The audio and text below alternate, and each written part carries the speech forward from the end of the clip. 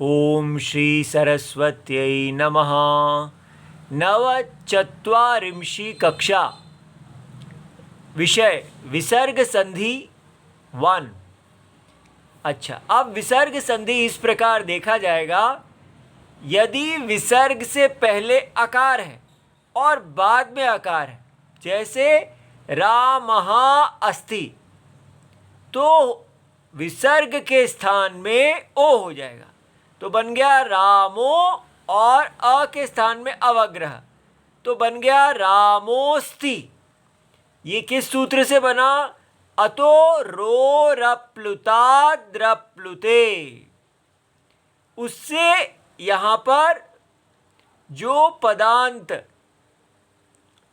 रू था, तो हमें ये जान के चलना है कि विसर्ग जो है वो स होता है, स को र हो जाता है, तो यहां पर और र के स्थान में इस सूत्र से उ हो जाता है, तो अ उ अ हुआ, और अ और उ जुड़ के आद गुणा से ओ हो गया, और रामो, और फिर रामो के बाद अस्ति, तो एंगा पदांताद अति ने उसको रामो स्ति बना दिया।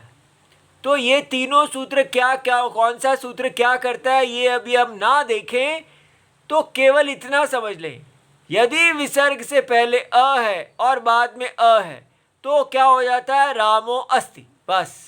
उसके बाद दूसरी बात, अब विसर्ग से पहले अ है और कोई भी स्वर है, ठीक है, विसर्ग से पहले अ और कोई बाकी सारे स्वर, तो विसर्ग का लोप हो जाएगा। जैसे रामः आगच्छति, तो क्या बन गया? राम आगच्छति, और फिर उसके बाद फिर कोई संधि नहीं होगी।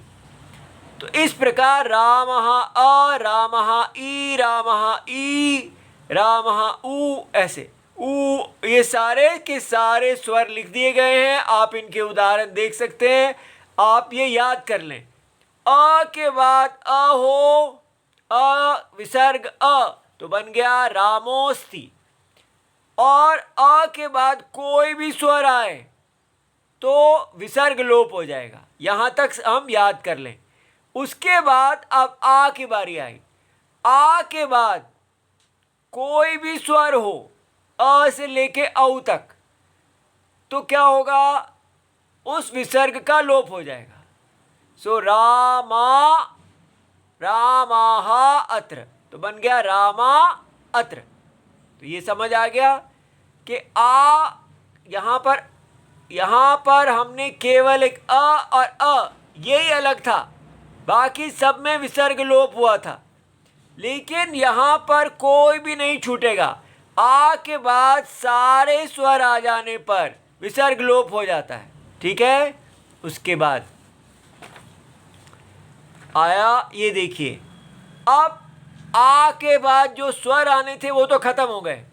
अब आ के बाद हश जो है वो आ गया।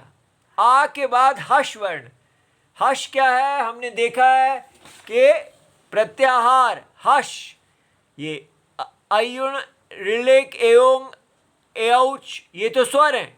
हश में हयवरट, लण, न्यमंगण, न, झभन, घड़धश, जब गडदश, ह से लेके श तक, ये सारे के सारे जो स्वर हैं वो क्या होते हैं? वो स्वर होते हैं ह, य, र, ब, र, ल, और फिर जो पांचवा स्तंभ, चौथा स्तंभ और तीसरा स्तंभ, ठीक है। इस प्रकार ये जो हमारे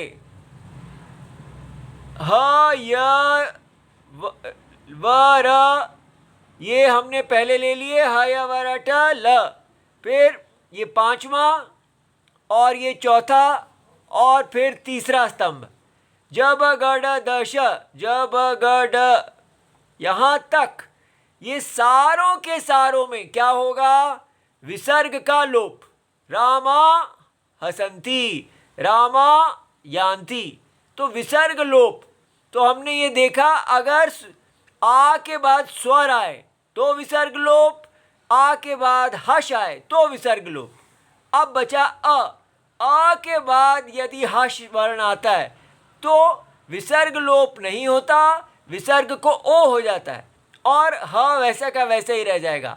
रामः हसति, रामो हसति।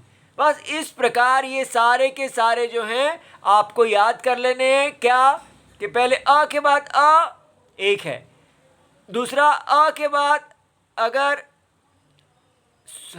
कोई स्वर आता है तो विसर्ग लोप, आ के बाद अगर कोई स्वर आता है यहाँ पर तो आ के बाद कोई भी स्वर आता है तो विसर्ग लोप, आ के बाद हश आता है तो विसर्ग लोप, और अगर अ के बाद हश आता है तो विसर्ग लोप नहीं होता है और यहाँ पर ओ हो जाता है। इस प्रकार ये सारे के सारे हमने देख लिए, आप इनको देख लेना। ओम नमो भगवते वासुदेवाय, प्रणाम।